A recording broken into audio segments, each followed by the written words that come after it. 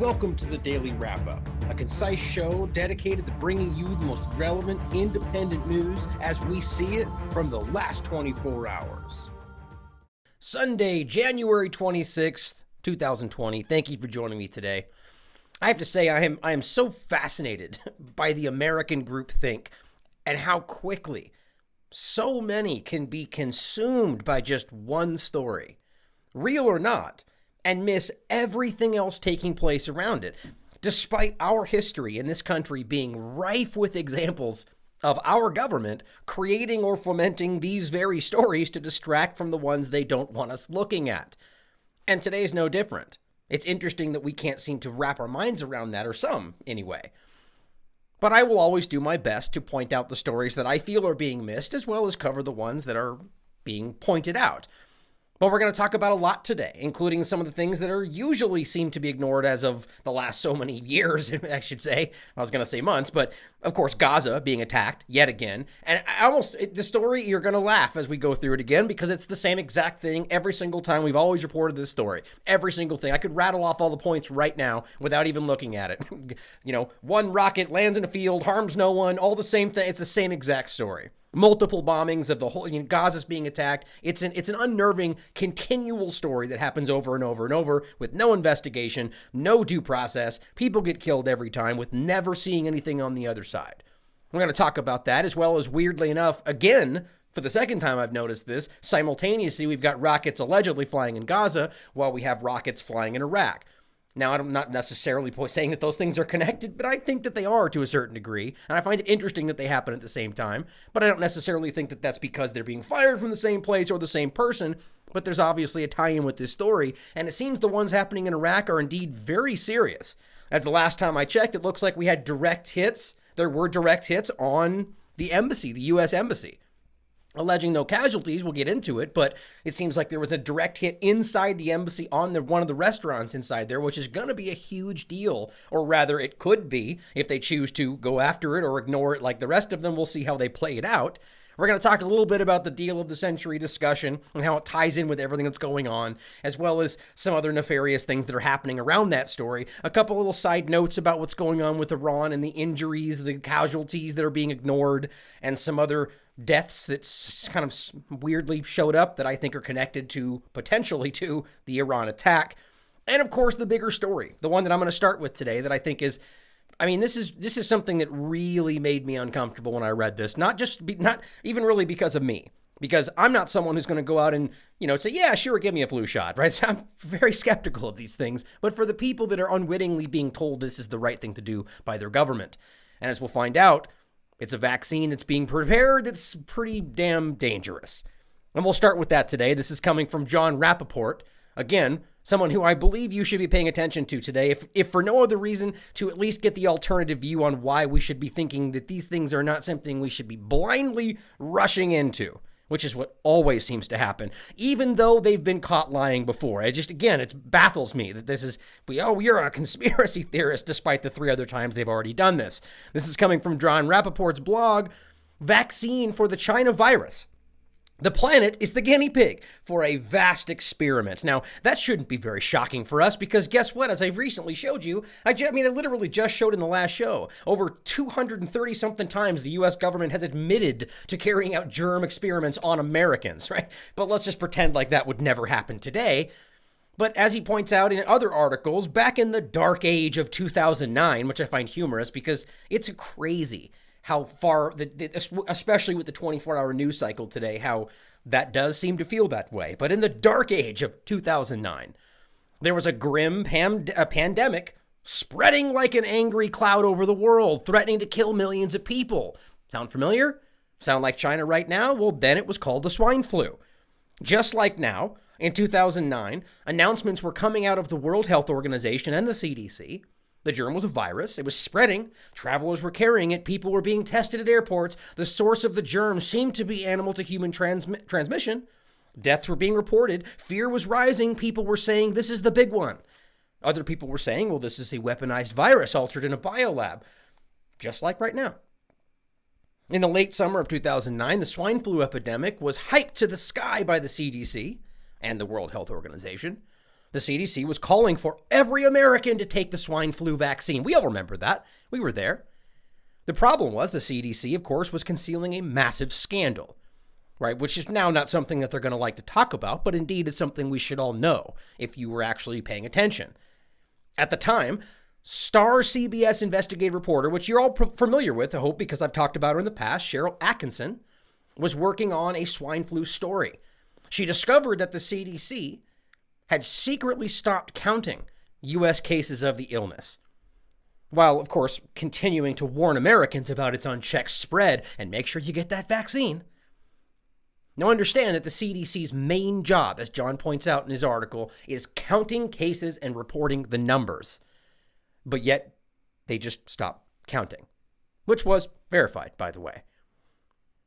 As Cheryl Atkinson said at the time, she says, we discovered through our Freedom of Information request, through her efforts in doing so, that before the CDC mysteriously stopped counting swine flu cases, which again did happen, they had learned that almost none of the cases that they had counted as swine flu, that they had said were swine flu, were in fact swine flu at all, or any sort of flu at all.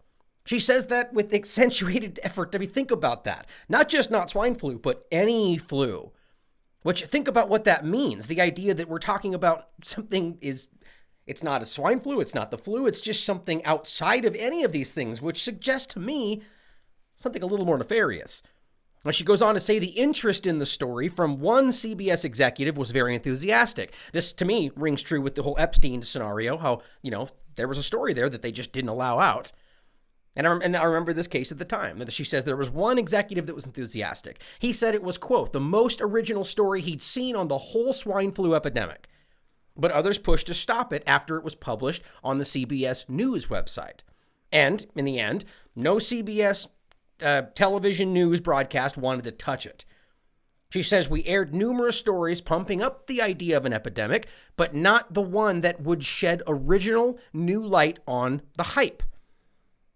In Cheryl Atkinson's article was fair, accurate, legally approved, and, as she points out, a heck of a story.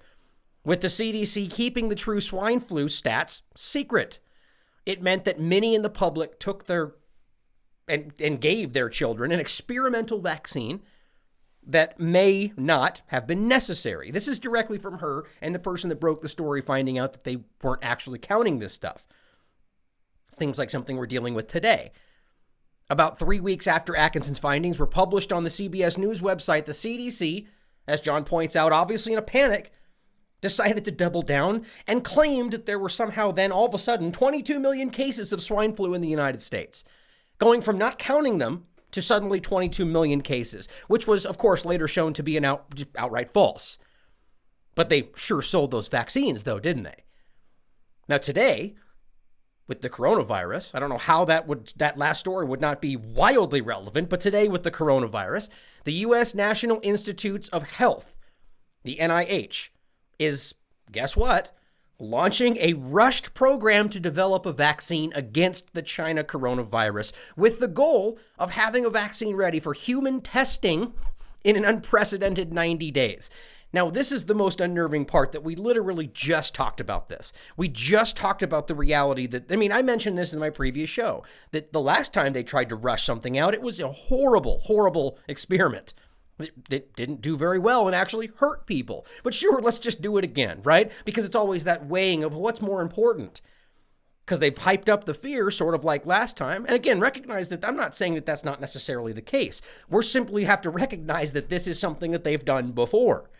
And based on the evidence I've seen, it hasn't been proven to me that this indeed is what's been going on. And we should demand that, seeing as how they've lied about it before. An unprecedented 90 days. So they're rushing this out. With a normal vaccine, that would be alarming, especially because it's caused major problems in the past. But it gets worse than that. Now, the National Institutes of Health, the NIH, is partnering with a U.S. vaccine company called Moderna Incorporated. Now, the vaccine is a new type of vaccine called an RNA. Now, according to Reuters, it says, with the Wuhan virus genetic code in hand, scientists began work on a vaccine. This is January 24th, 2020. It says these are vaccines based on ribonucleic, I believe I'm pronouncing that correctly, acid. And this is a chemical messenger that contains instructions for making proteins. Sounds kind of a little bit more invasive than some of the things we've talked about in the past. And it says the PHG Foundation, University of Cambridge, explains further. It says, quote, unlike a normal vaccine, RNA vaccines work by introducing an mRNA sequence, the molecule which tells cells what to build, which is coded for a disease-specific antigen, a virus, one produced within the body. The antigen virus is recognized by the immune system, preparing it to fight the real thing, it says. Now, to me, this sounds a little alarming, like a little bit more like gene therapy kind of stuff. Now, again, I'm no scientist. I don't fully even understand the ins and outs of these things, to be completely honest. I rely on much more intelligent people that are much more versed on the actual science of these things.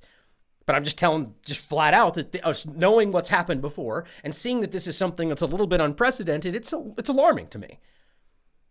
Now, this is Moderna. Excuse me, I think I was saying that incorrectly. It's like modern with an A. Moderna, the company that will be making and testing the new RNA vaccine against the China coronavirus. Now, its website states, and this is on a January 23rd press release, Moderna announces funding award from CEPI, or CEPI, to accelerate development of messenger RNA vaccine against novel coronavirus.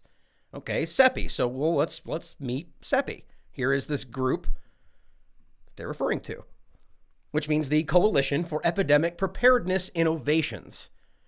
Now, its website, as you can see here, states, quote, CEPI was founded in Davos by the governments of Norway and India, the Bill and Melinda Gates Foundation, the Wellcome Trust, and the World Economic Forum. Bill Gates. Well, that's wonderful. As John puts it in his article, doesn't that send your trust and faith rocketing into the sky, right? I mean, this is how funny it is that they've just spent the last few days discounting and dispelling conspiracy theories that Bill Gates was somehow tied in with this whole thing. And just, oh, well, guess what? Bill Gates is now included in working on I mean, it's not that shocking. Even let's just say hypothetically that he wasn't included in the first part, as I'm not even sold that that's not necessarily the case yet. It doesn't necessarily mean that he wouldn't have been involved in the second part, because he's obviously wrapped up in the whole vaccine discussion. But nonetheless, I find it alarming that anything tied in with this group. I mean, look, we've talked about the idea of the Zika discussion. I mean, these things are not something that should be dismissed.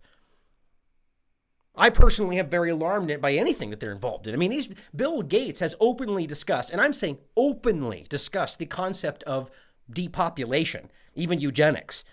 Not necessarily saying we need to kill people right now, but openly saying that we need to control the population if we don't want to all die. Now, I don't even agree with that, to be honest. That's a whole other discussion. But it's clear that he's insinuating that people need to be controlled. The population needs to be culled. Well, is it possible that you think maybe he's thinking about some greater good, right? We've talked about the idea, in his mind anyway, of these vaccines that have been in previous shows that were sent to Africa that have been proven to have sterilized groups of the population that Bill Gates and the foundation were specifically involved in. So let's not pretend like there's not a clear example of things that we could point to that tie back to the Bill and Melinda Gates Foundation to some pretty nefarious acts that, of course, were completely ignored by the media, the mainstream, but as far as I'm concerned, are pretty hard to ignore. Now, further on their website, or actually the press release, this is on the Moderna Inc. website, at the bottom of the press release reference that we just talked about, there is a very interesting statement, and this is where it really comes together. In a section titled Special Note Regarding Forward-Looking Statements, it says, there has never been a commercial product utilizing mRNA technology approved for use. Well, doesn't that just make you feel great? As John says, there you have it. The vaccine that is being tapped by the U.S. government under its National Institutes of Health through drug company Moderna has never been used on the public before, and it's not even licensed for public use. Which I'm sure they'll remedy that real quick, right? That's just a snap of the fingers. Well, now it's licensed. But guess what? It's never been used on the public before, and it's not licensed for public use right now. RNA vaccines and the technology that they use are entirely experimental in every sense of the word. And this is the type of vaccine being rushed into existence within 90 days? Does that make you feel warm and fuzzy? What could possibly go wrong? I don't know, like everything that went wrong last time, and then add into the mix that this is a totally different style of vaccine that manipulates your proteins and all the things we just talked about. And it's experimental, and it's being rushed into 90 days. I mean, this is an alarming step. Then add on the top of that everything we talked about yesterday, and the potential that we don't really understand what this thing is, where it came from, and the reality that we could be being lied to about all of it. But sure, go out and get those vaccines. As John pointed out, one way to find out whether or not this is a problem or is going to work or what could possibly go wrong is, well, to unleash it on millions of people. Stand back and see. Because they've done that many times before. And that is an absolute fact. And of course, we recognize that this is kind of how all these things go with the way that this whole system is set up. Now, the PhD Foundation at the University of Cambridge gives a substantial clue to this scenario. It says, quote, better understanding of RNA vaccine adverse effects are needed. These can include inflammation or autoimmune reactions. First of all, saying that we just don't really know. We need more information on it, but they can include inflammation and autoimmune reactions, which for those that don't know, autoimmune reactions, basically the human immune system attacks healthy elements and processes of the body itself. So the body goes to war with itself. Doesn't that sound great? Now, I'm sure you would volunteer for a test run of the vaccine, right? You would certainly offer up your child for a grand experiment, wouldn't you? I'm sure we all would, right? As his title says, we are the guinea pigs. And if there are any side effects, as we know there will be, guess who pays for it? The American taxpayer, via the vaccine court. For those that are not aware or think that's some kind of fictional thing, it takes a quick search to realize you're completely wrong. Billions upon billions of dollars have been paid out in vaccine court, which is a special, ridiculous court that's been set up to completely alleviate vaccine companies and the CDC who pays for them, or, basically sells the vaccines. And this is the most absurd part, that basically they just get alleviated of any kind of responsibility. Go to vaccine court and then they give the money for the problems they pretend don't happen, and the American taxpayer pays for it. You think that might just kind of remove any concern they might have for, well, this might not work. Well, let's give it a shot, right? Maybe it'll work. Well, who cares? If it doesn't, we don't hurt anyway. The American taxpayer covers the bill. Is that U.S. government vaccine patent beginning to feel a little more relevant in this discussion? I mean, yes, of course. The argument is that this is a separate, this is a different version of the coronavirus. But that does not change the fact that they, in 2018, well before this discussion was being had, were already working on this very virus. We're already working on ways to make a vaccine from it. And of course, this is just ridiculous to pretend like, oh, well, this is a different version. You mean like it couldn't have changed from bat to snake to human and suddenly it's just a different thing, but that has no connection to the original one? I mean, it's ridiculous to pretend like it couldn't have just as well come from the one they're working on. Or maybe there's a collective effort going on between China and the U.S. and all kinds of groups. I mean, these are things we have to consider. But the bottom line is, isn't that vaccine patent beginning to feel a little more relevant? As here we go to rush in to making such a thing in 90 days. And lastly on this topic, the next one, this next part just feels right on the nose. I mean, after discussing what we did yesterday, and this is something that just feels, this is just odd to me. Guess what? Huawei is helping fight coronavirus by setting up 5G base stations? What? Like, understand, there's no kind of side note. This isn't some kind of the point is they're literally claiming that by giving them faster internet, that's, the argument is, well, faster data and we can exchange information, which are not necessarily wrong. But of course, this ignores the whole argument that the 5G potentially had something to do with this. At the very least, the argument that it lowers immune systems. But sure, let's just make it faster everywhere as possible because this is what we need. Lower immune systems in the midst of an outbreak?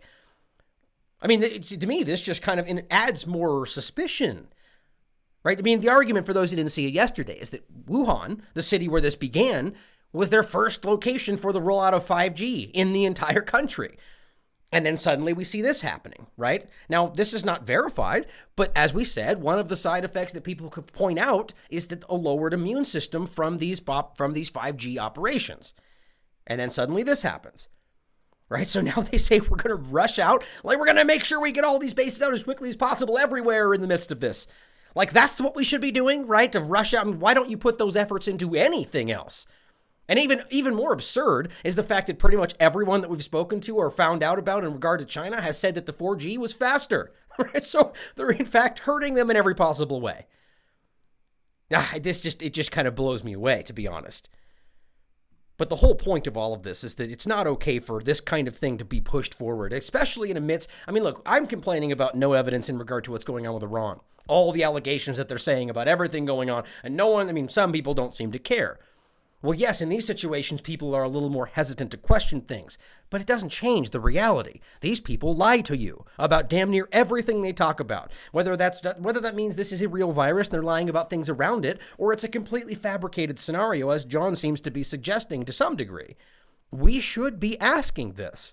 Maybe, just maybe, this is being used to sell more vaccines, being used to create fear in the populace, to create a more docile. I mean, there's 100 different reasons why they would do it, as we've seen the history clearly documented of them doing it over and over and over. Now, I'm not suggesting that we just disregard safety and pretend that this isn't happening, but we have to ask these questions while being safe and secure and taking precautions in case there's something happening, right? The two aren't mutually exclusive. To question things, you can still be safe and secure and make sure that you're not taking unnecessary risks. They pretend like those two things can't happen at the same time, because what they want is a docile populace that's going to do what they're told from their government, and that's the absolute last thing a free society should be. So we'll continue to follow this, and hopefully it doesn't get any worse. But I argue we're going to see, look, just like the swine flu we talked about, which again, they lied about, and we know they lied about, and they sold lots of vaccines that ended up, in some cases, hurting people. Right? So we're going to continue this. This is going to rise. Regardless of what happens, I can promise you it's going to be hyped. Whether that's from the CDC or the, right? Again, recognize how absurd it is. The CDC literally makes money from the sale of vaccines. And right now they're pushing this narrative, real or not, that is absolutely going to translate to more money for them. Do you don't think that plays a factor on their process? Like, well, we're not sure, but let's lean this way because we're going to make $10 billion. That does play a factor. And then you got the leaning from the government and the different institutions and the agendas around all of it. We're not going to pretend like that wouldn't play a factor. I think you guys are more intelligent than that. But in other very important news, being ignored today due to this story, we have rockets flying in Iraq and simultaneously allegations of rockets in Gaza, again, at the same time. And this one is coming from, Arab News, and this is entitled, 5 Rockets Hit Near U.S. Embassy in Iraq Capital. 5 rockets. Now, again, I just find this very interesting how this is kind of weirdly ignored. And I'm going to go ahead and argue right now that this one won't be. Whether that's because they seem to be popping off more, and I think that's for a reason, as well as the fact of where this will get to and the damage that it seems to have caused. The next story, but we'll get to that. 5 rockets have reportedly landed, and this is earlier in the day, in the vicinity of the U.S. Embassy in Iraq's capital, in Baghdad. It was not immediately clear whether there were casualties and really any damage, and I haven't seen any reports following up after that. Now, this comes following a very embarrassing display for the Trump administration when millions of Iraqis marched in support of the U.S. leaving Iraq. Millions. As they absurdly pretend like that wasn't real and the couple hundred people from the other day was the real one, as I show you pictures of pretty much the biggest protest I've ever even seen in my lifetime. Which has not been dismissed. It's a very real thing. It's completely vindicated. This is a real million person march in Iraq to support them leaving.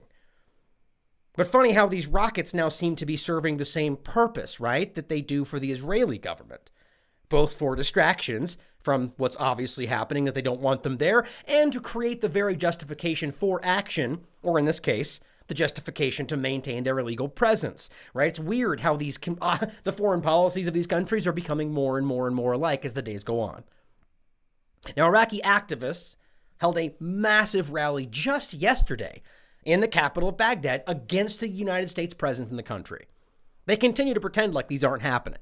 And you think just maybe they would want to create something so they wouldn't have to, so they could take your attention away from how obviously they are in the wrong in every single place they are right now.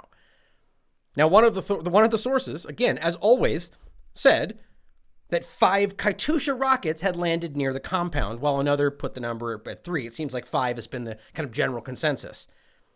But just ask yourself, and this is what I keep thinking about. Why is it That the only thing we're hearing about is Katyusha rockets, Katyusha rockets. That's the only thing that seems to be happening in Iraq. Right? That's not just coincidence.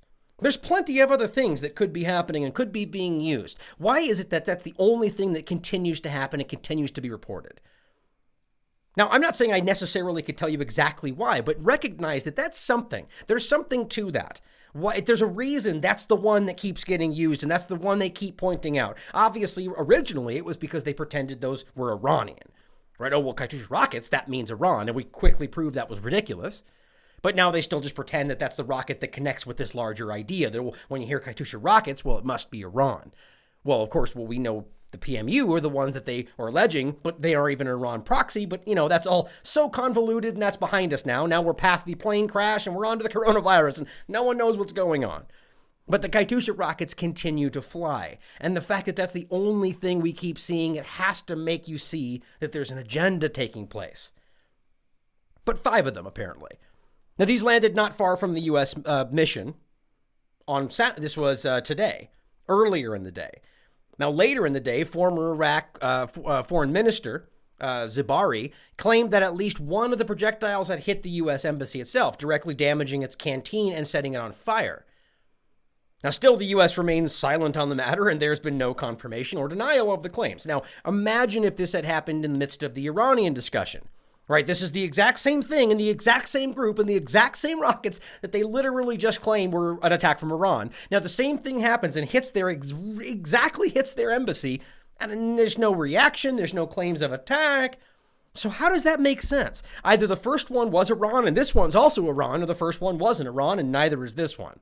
I think you know what the reality is, as you can see them not reacting right now. But as RT points out, the green zone has seen a string of similar incidents in recent weeks and with unknown attackers repeatedly and quite imprecisely, which is important, targeting the U.S. embassy with unguided projectiles, right? Every time. Unguided Katyusha rockets, every time they don't hit anything. And every time they, this is the reality, which don't really line up.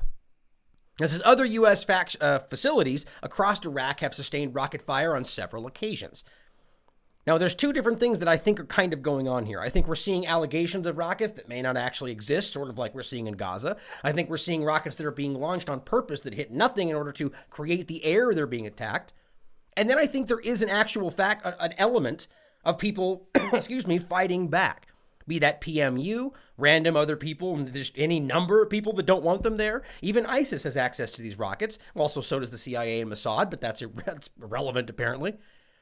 But think about that there's a couple of different things going on. And I think even if they fire something and it's not a Katyusha rocket, it behooves them to be like, well, it was a Katyusha rocket, because that makes it seem like one big long thing.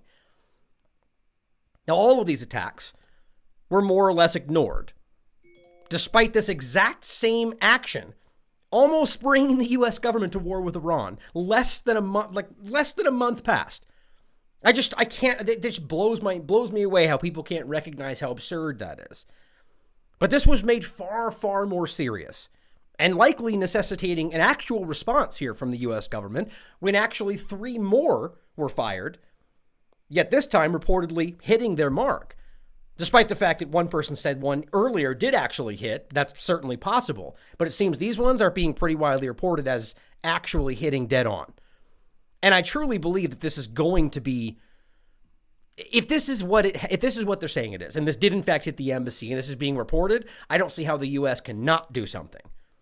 But it depends on if they want to just ridiculously blame Iran again and use that, which I argue they don't, or rather Trump doesn't, or they just want to attack the PMU and pretend like that's an attack against Iran. I think something will happen.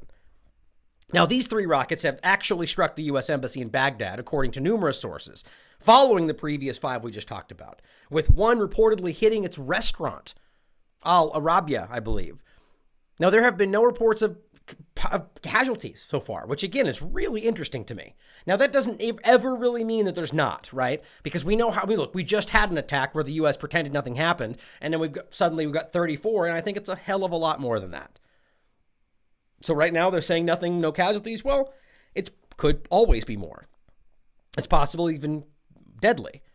Now, commenting on these events, the Speaker of the Iraqi Council of Representatives, Mohammed al-Halbousi, said that the repeated strikes targeting the U.S. embassy in central Baghdad are, quote, unacceptable, and that they, quote, do damage to Iraq's reputation, weakening the country and its sovereignty. Now, there's many ways you could take that. When I first read that, I said, well, that's interesting. Like maybe this is somebody who is leaning more towards the U.S. side, and that's a little bit interesting. Or it could just be that in general, I think that the Iraqi parliament, probably in a general sense, just see this as all being bad. That whether the PMU is bombing them or whether whoever it is, I think this makes them, I mean, again, we're recognizing these are bombings inside of Iraq. Right? We're seeing these attacks happen inside of Iraq, which harms Iraq, which potentially kills Iraqis. So I think it's always seen as bad in any sense. I mean, the same thing even said with Iran. They said, look, when Iran bombed in Iraq and attacked the United States, they were also mad at Iran for doing so, which makes sense. I mean, all of this is a violation of their sovereignty. Now, on January 22nd, 3 missiles also hit the green zone in the Iraqi capital. No one was injured. And again, no one even cared. It's just absurd this continues to happen. Now, back in late 2017, the Iraqi government declared victory over ISIS, which the country had been fighting for over 3 years. However, the international coalition, that's sole purpose was to fight ISIS, established against that group specifically in 2014, has a sense, remained in Iraq in what it says is an effort to just secure its borders and ensure a long-lasting victory over those terrorists, right? Or the oil and everything else that Trump has obviously said he's after, right? But that's the argument. We're there to fight the group that we've been arming and funding and protecting and bringing over here, but now they've actually been brought down by everybody else around us, and now we're here for whatever other reason we can bring up, right? Just to make sure that it never comes back, and your borders and Iran and whatever else we want to just say. Oh, and you don't want us there? Well, we're going to stay anyway, right? The Iraqi parliament, as you know, has since voted to expel all coalition forces, voting 170-0. Which has been outright ignored because they respect their sovereignty, as they said, right? That's pretty obvious. Now, U.S. officials have repeatedly ruled out a complete pullout of American forces from Iraq, which I think is absurd, as Trump will simultaneously say that he's ending these wars and bringing the troops home. Now, the White House National Security Advisor Robert O'Brien has said that the U.S. would leave, quote, on its own terms, right? Because it's their choice and their decision what happens within Iraq. Clearly, we get that, right? Regardless of what they try to pretend when things seem like they're okay. Oh, an independent Iraq and sovereignty and democracy, it's what we care about, but we're doing what we want no matter what, right? That's the point. Now, these rockets, at the very least, serve as a continual justification to maintain that unwanted presence in Iraq. So we should be asking right now whether or not they're being faked or created in order to do so. It's a justifiable question with what's been going on and what these very governments have continued to lie about. And as I mentioned, at the same time, we see allegations of rockets again in Palestine. Again. And I say allegations for a reason. IDF jets strike Gaza targets in response to launch of incendiary devices. Now, most of the ones that they're even, the only thing you're going to see a picture of are what look like party balloons. And even within their own information, they're saying that these things were believed to be incendiary, which of course didn't cause any damage. Every single time. I mean, it's overwhelming to see how this continues to happen. And even the Israeli press, when it suits them, will point out how Netanyahu would more than be willing to create these to help himself politically. But yet we say it over here and we get called conspiracy theorists. How ridiculous is that? Of course, recognize as well that you don't ever get to see the pictures of these, but you always see the bombings back. Weird, right? Seeing as how Gaza somehow is, able to always film the bombings, but yet the far more technologically advanced and more access to all these things in Israel never, ever seems to have a video of the rocket. Weird. Now, Israeli forces are striking alleged Hamas targets in Gaza for a second day straight, responding to what they say are what are alleged projectile launched from Gaza. It comes as Netanyahu, of course, is touting his peace deal of the century ahead, which, by the way, is already being outright rejected by Palestinians, which is just the most ridiculous thing you could ever hear when you're talking about a peace plan between two groups, and one of those groups want nothing to do with the plan, and yet they still pretend like it's a peace plan. Now, Israeli military struck, as they say, Hamas military posts on Sunday. Again, recognize how interesting it is that they always are hitting these exact same posts that have nothing to do with what just happened, But yet, it always seems, they've had these pre-planned, always. You'll have a balloon that'll fly and do nothing, and they'll bomb 3 different specific targets that they've been clearly planning. They struck these Hamas military posts, stating that the attack came in response to rocket and explosive balloons launched from the Palestinian enclave, right? So they don't even know where or who or why. But of course, they already know who they want to bomb. Earlier in the day, Israeli Defense Forces said that a single rocket was fired from the Strip into Israel. And as always, landed in open field and caused no damage. Every single time. I'm not even making that up. Since I have been covering this for a long time, without fail, every single one of them, it's almost like they don't exist. It's weird, right? It's almost like that's completely made up. It's sort of like the Israeli expert didn't testify, but went on record saying that the Iron Dome is not real. The leading Israeli defense expert said that that's not real and that that's made up in order to create the reason to do what they're doing. That it fires something and explodes in the air and makes it seem like that's happening. Now, people can think that's crazy. I'm not saying that's something that I said. That's what the leading Israeli defense expert said. It's not real. Take it for what you will. But then recognize that you never ever see these things. And every single time it's something that doesn't do anything, lands in a field, don't ever see a rocket. You don't ever see a burnt field. You never see anything. All you see is a bunch of bombings happening in Gaza. It's almost like they just decide to bomb Gaza and just create the narrative. Because, that would never happen, right? As always, as if this has not been mindlessly repeated almost every day for decades, the Israeli government made sure to reiterate, and every single time it makes sure to reiterate, the Hamas terror group is responsible for everything that occurs in the Gaza Strip and will bear the consequences for terror attacks against Israelis every single time. Every single time. I don't need to go over the same analogies I've done every single time. But how stupid it is to pretend like you can just preemptively say anything that happens is going to be that person's fault. And we're just going to bomb that person because, we always already wanted to do so. Does anyone else in the world anywhere get away with that? Can you just say that next thing that happens is going to be Mexico's fault? We're just going to bomb the crap out of Mexico. You don't get to do that. Right? This is, of course, in the only democracy in the Middle East. Well, that sure as hell gets to happen. And happens every single day, it seems. This is not legal. There's no due process. There's no actual investigation.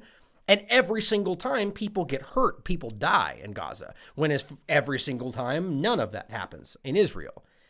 And then of course, you add on top of that whole story that these are people living in an open air prison that are not allowed to leave, yet somehow they have agency and they're controlling the situation, right? This is what the mainstream media in the West will manipulate people into thinking when the situation couldn't be more clear.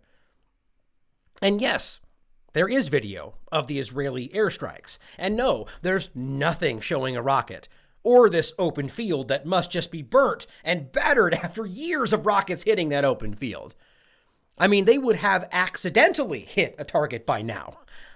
That is if this was really happening the way that they tell you it is. Now, to be clear, what we're arguing is that the first rockets that they claim happen, that don't make sense, knowing that they don't, as Gaza has openly stated, that why would they continue to fire a rocket they know is going to not cause any damage and allow them to bomb back, knowing that they're wildly outmatched? That's just ridiculous. And every time let's just fire this one rocket that does nothing and just stand back and let them fire at us. Yeah, because that's smart. The point is that every single time they've never been able to prove or show evidence of his first fires of rockets. But understand that they do have rockets. And when they're bombed, sometimes they fire back, right? And that's the point. So they see those and then they pretend that the first one is real, when in reality, they're constantly pointing to these things in balloons in general and using that as a justification to carry out to carry out war crimes. Now, airstrikes under the same pretext were also carried out by the IDF on Saturday, when its aircraft targeted an alleged weapons production site and a military compound that they claim was belonging to the Hamas militant group. Now, over the past few weeks, Israeli media has repeatedly reported rockets as well as explosive and incendiary balloons being launched from Gaza. Right? And there's no desire, there's no need, there's nobody pressing them for any kind of verification. Right? Because we already know they're defending themselves. Because that's been over and over and over repeated until that's just the way it is. Right? This is what we have seen. That's the course of the U.S. government that's more than happy to allow this to continue. As numerous people are pointing out, Israel's carrying out bombing raids against the besieged Gaza Strip. Understand here, 2 million civilians without air defense is under attack from one of the best equipped and funded air forces in the world. How is that allowed? I mean, really take this in. I mean, let's just say hypothetically that everything they're saying is real, that everything's happened. They're always throwing these rockets at us. Well, first of all, they're not allowed to leave. So that's the first point. So maybe if you just let them go, this wouldn't happen, right? But that's the point. It's not about that, because this would expose the years and decades of malicious war crimes and occupation that's been happening. So they need to control the situation. That's why information is much more securely guarded on the way out of Israel as opposed to flying in, right? The security is 10 times stronger on the way out. Why would that be? Because they're trying to control the narrative. 2 million people with no air defense, one of the best equipped in the world. And this is what continues to happen. As somebody else pointed out as well, and these things are important to see because these are people that are actually trying to get attention for what's going on. Dear world, we are 2 million people, half of them children, which is 100% true. Oh, but they're all terrorists, right? That's what they've actually pretended numerous times. All of them. Half of them, 1 million children. The most densely civilian populated place in the world, and they're constantly bombing it with no justification. And if the world media isn't covering this, then you need to know that we're being shelled at the moment. We're under heavy bombardment. Please help to make this go viral. Spread the word. Gaza under attack. Now, all of this is happening just as Israeli Prime Minister Benjamin Netanyahu and, of course, Benny Gantz, his rival, are about to meet Donald Trump, who is set to finally unveil his so-called deal of the century peace plan for Israel and Palestine. Oh, but Palestine doesn't exist, but no, that's a whole nother. Well, now it does because we're writing it down. But the plan has been overwhelmingly rejected in advance by the Palestinians, which for those that maybe didn't, of course, Palestine exists. For those that haven't seen the show before, I was being sarcastic. But they have outright rejected it, right? The Palestinians of Palestine that's all being occupied by Israel. The one group that's involved in this, as well as the Israelis, that are saying no. We don't want part of this plan. Why? Because it doesn't actually do anything for us. It's a big lie. You're writing down everything that's happening right now and pretending like it's something new. How is it a peace plan if one of the parties is not happy with the plan? That's not a mediation. That's a forced deal. This is one more illegal constant occupation. And this is just an ongoing, this is what they do. But it's been overwhelmingly rejected by pretty much all Palestinians as well as other Arab nations. And this is the part that blows me away. Not surprising. No Palestinian representative was even invited to the upcoming event in order to apparently avoid spoiling it. But no, it's not. But they used to at least pretend, oh, we invited. They didn't want to come, right? No Palestinian was even invited to the deal that's supposed to bring peace to the Palestinians and the Israelis, because that really shows you what's going on. And Netanyahu said, excuse me, that an opportunity like this comes once in history and cannot be missed. Sure, he's pretty much correct there, but you see the opportunity he's thinking about is not the one that many might be thinking about. His opportunity is to take all that land. Because that's what it says. They're going to take the West Bank. They're going to take the Jordan Valley. They're going to take all of it. Because they're allowed to now. Because Trump said it's okay. This is while calling Trump the greatest friend that Israel's ever had. And of course, speaking of the fake deal of the century, this part, this is just almost comical. Like, this is something that I would expect in The Onion, right? IDF braces for unrest ahead of Trump peace plan reveal. Really? You're bracing for unrest ahead of the peace plan? Like, how does that be? I actually laughed out loud when I saw that. I actually laughed out loud. And here's what I wrote. I couldn't help myself. How utterly ridiculous. They brace for unrest due to their peace plan? How very Orwellian. The fact that said unrest is expected from one of the sides in this so-called peace plan makes it quite clear this is not a plan for peace at all. I mean, how ridiculous is that? If it was a peace plan, one side wouldn't need to brace for unrest from one of the people involved in that deal. I mean, that's just absurd. And of course, on top of that, and this is just the point, the Palestinians are also threatening to quit the Oslo Accords if this plan goes forward, and it's going to happen. It's just a matter of when it happens, right? That they've been planning to wait until Netanyahu got elected, but it seems now they're going to rush it for some reason, probably because of everything that's going on. But all this is going to do is cause chaos. And I read this deal almost all the way through in the past that got leaked, and it's the same one we're talking about now. And it is literally the same situation that they're dealing with now. The Palestinians have no real agency. They pretend like they're their own state, but they have no military. They have no right to defend themselves, and they're completely under the security of Israel. How is that any different than what's going on now? It's a joke. It is an absolute disgrace and an insult to the actual owners of all of Palestine. I mean, it's a joke.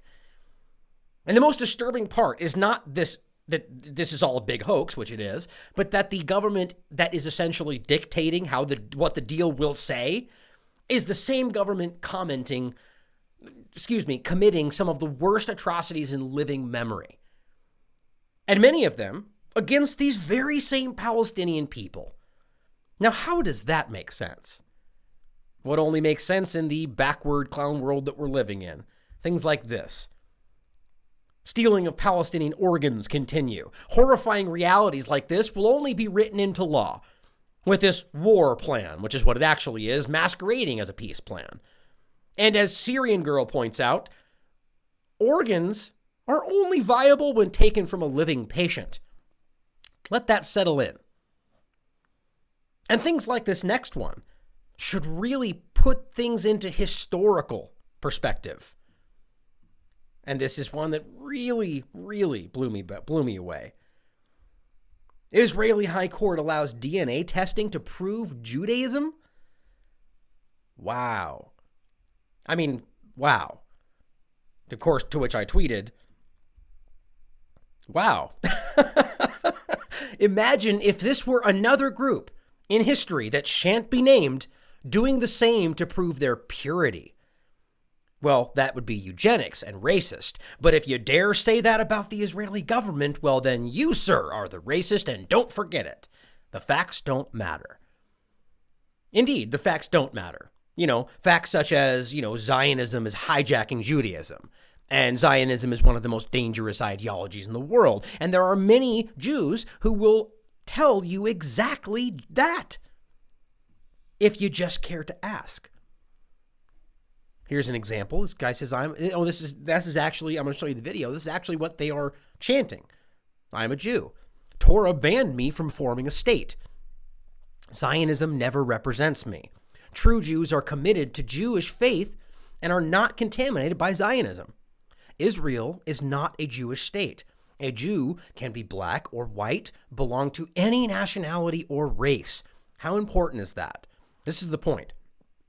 Turning this into a nation was the deception. And it's really important before I play the video to understand how relevant this is, what he's saying, to the idea of the so-called deal of the century and the concept of Israel's right to exist within Palestinian land. They are pointing here to the chink in the Israeli government armor, the Zionist armor. And this is why it's an off-limits truth. The fact that the Torah bans Jews from forming a state, such as Israel, until the Messiah returns. Right? That's Judaism. Zionists, of course, just ignore that wildly important part of the religion they claim to believe in. Here are the people we're talking about.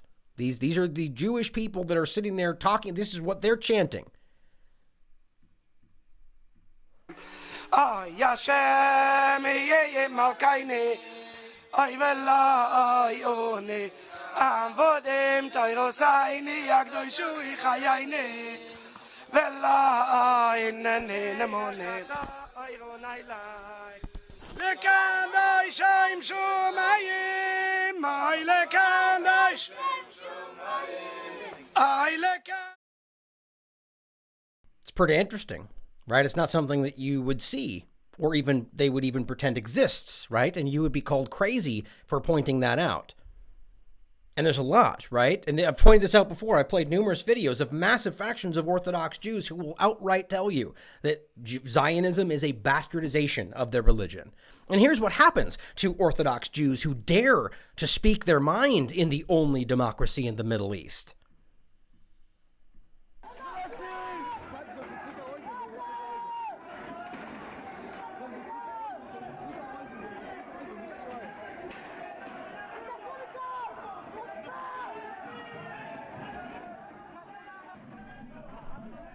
In case you're unsure about what you're seeing, this is the IDF raiding.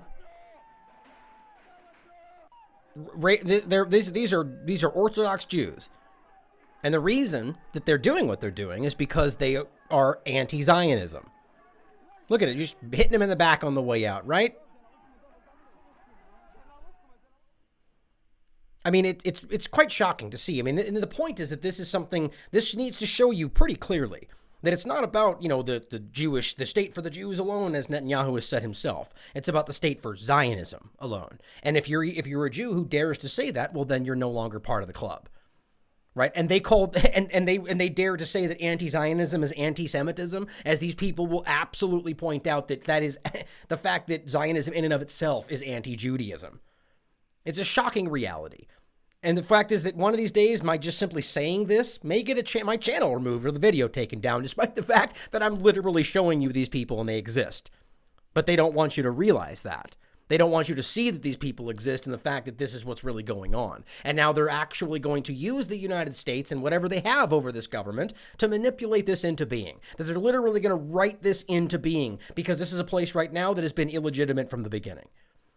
And that's not to suggest that they couldn't go anywhere and create their own thing, but the fact that they're doing it within Palestinian land is the point.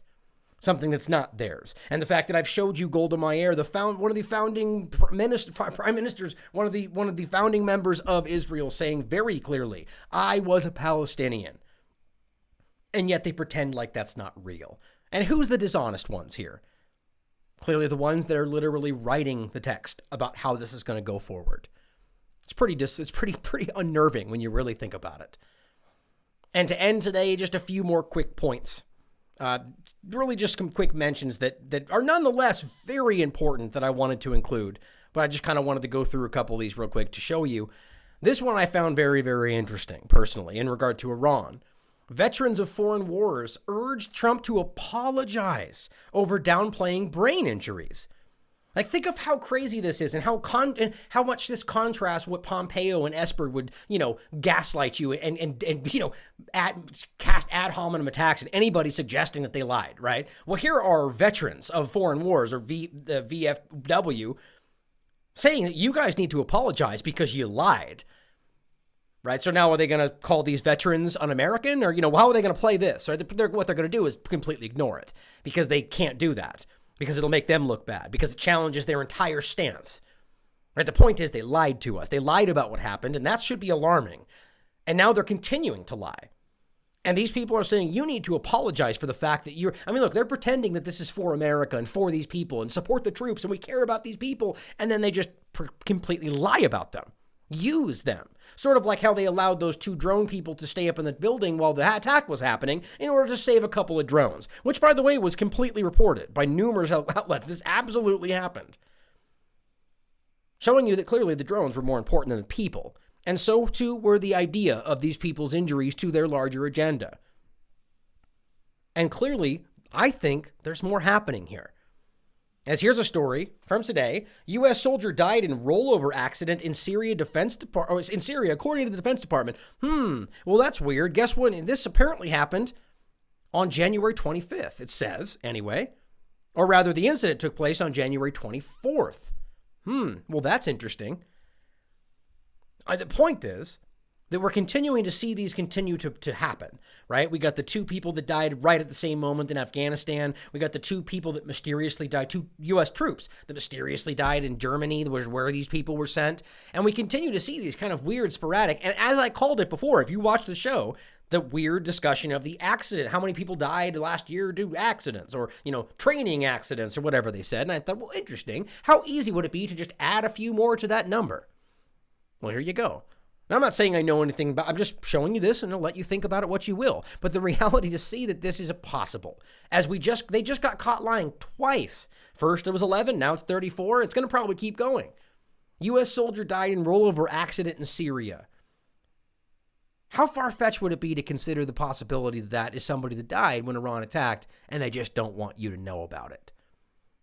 Right? Who out there right now would actually be like, oh, that would never happen? Like, is there anyone that would really do that right now? I mean, there may be people out there that go, no, I don't think so. But think about what a different time we're in, where people right now, I would argue pretty much nobody would be like shockingly taken back, like, no way. It's like, well, yeah, they lied about a lot of stuff recently, but I don't think that happened. Interesting. And speaking of lies in general, we're ending the endless wars, right? We're sending all the troops home, right? Trump said we're bringing the troops home. And that's what happens when you send 20,000 troops into the Middle East. You're bringing the troops home, right? 20,000 U.S. troops since last spring.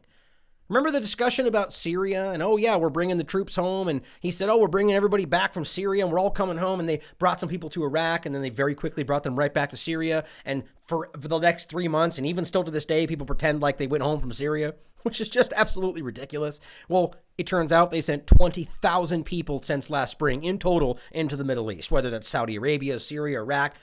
They're flooding in. 20,000 more. How perfect is that to exactly what we said? It goes from we're bringing the troops home, we're sending them back, to now having 20,000 more than when it started. Isn't that exactly what I said would happen? Now, I'm not psychic. The point is that we know the agenda. We know the plan is to never leave those countries, so it's not hard to guess what's going to happen. Something will happen. They'll point to something and go, well, we got to stay now. And guess what? We need more. I really wanted to leave, but man, that thing that we can't prove, well, we got to stay.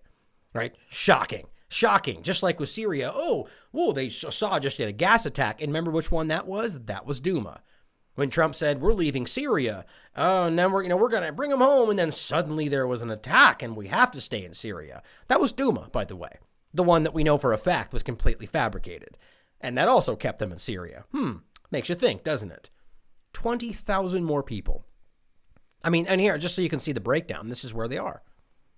Okay, we're talking 16,000 in Kuwait, which is obviously in regard to Iran, right? That's the point. 13,000 in Bahrain, 13,000 in Afghanistan, 13,000 in Qatar, 6,000 in Iraq. Now, by the way, I promise you, at least some of these are far more than they're saying. And of course, I can absolutely guarantee that this is not including the mercenaries, right? The contractors, the people that are probably, in my opinion, probably constitute half of the people they have overseas, because they don't want you to realize what's really going on. So they hire a bunch of mercenaries. That also doesn't include their proxy forces, right? I was actually going to play a clip of the absurd discussion that Pompeo had on his interview where he cussed at that lady, but I just got kind of disgusted with the whole story, and I might include it later, tomorrow or something. But on that interview where he later cussed out that lady from NPR, which is just, and of course I knew he would do, he said she lied and all this different stuff and all this ridiculous story. But he says in that interview that he actually argues that Iran has been, that what they are doing over the last so many decades is creating a proxy war and using it to assassinate people. I'm not kidding. Mike Pompeo saying that Iran is creating proxies and using it to assassinate, as they're literally creating proxies in every country they're in and just started assassinating people, and probably have been before, and are now literally saying that's their policy. But it's like their projection is so transparent. It's almost offensive. Like it's absurd that he continues to say that. Now I'll probably go pick through that interview later, because there's a lot of really dumb things that are being said. They're important. But 20,000 people, how do we not see what's really going on, people? I mean, how many times in a row do people like us in the independent media need to continue to call this right before people begin to recognize that they're being lied to over and over and over? It's crazy. And of course, there's the last 2 points here. And this is actually my comment to the 20,000. To all those who shouted us down when we dared to question the repeated claim that Trump was bringing the troops home or ending the endless wars, yet again, you've been fooled. How about we make this the last time? Governments lie. And to end today, of course, the real point here, the lies. And she's completely right, by the way. There is a literal revolution happening right now in France. I mean, it is unreal. Like I've shown you over the past so many times, we've got the lawyers throwing their coats down. We've got the doctors throwing their coats down. We've got massive revolution. And this isn't just people in the streets. These aren't just workers and their truck drivers. And we're talking real deep level revolution. You know, not just industry, but like intellectual level. I mean, that's crazy. We've also seen firefighters, we've seen police. People are beginning to completely turn. And as she says, the likes of CNN and BBC are just too busy with 200 protesters in Iran, supported by Mike Pompeo's State Department, to provide us any coverage. I mean, look at the image, by the way. This is a night as well. I mean, this is unbelievable. Massive protests we're talking about. Now, it's not a million people like we saw in Iraq, but this is huge.